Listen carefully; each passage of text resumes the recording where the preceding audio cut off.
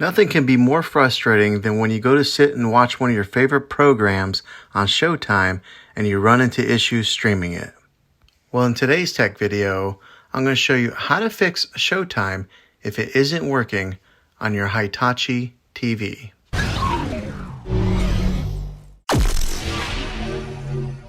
I'm going to show you a few really simple ways to try and solve your problem and get it back up and running again.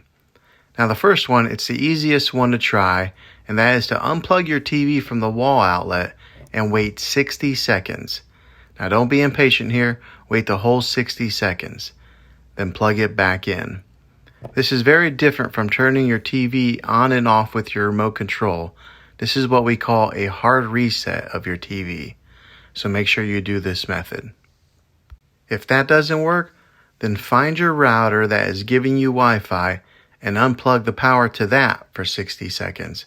Then plug it back in. If that fixes your problem, great. If not, let's move on to the next method. And that would be to try deleting the Showtime app on your TV. Go to wherever the app store is located on your system and remove the app altogether. Then reinstall the Showtime app again. After you reinstall it, you might have to log back in with all your credentials, but hopefully this worked. If this doesn't work, then I would recommend buying an affordable Roku stick or Amazon Fire Stick and plug that into your TV and use it as your main streaming player.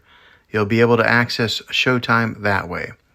I'll put links in the description down below of where you can get one. Well, hopefully this video was helpful to you. If it was, go ahead and throw a thumbs up on it. Go ahead and subscribe to my channel. I make tech videos all the time, and I would love to have you back in the next one. Take care.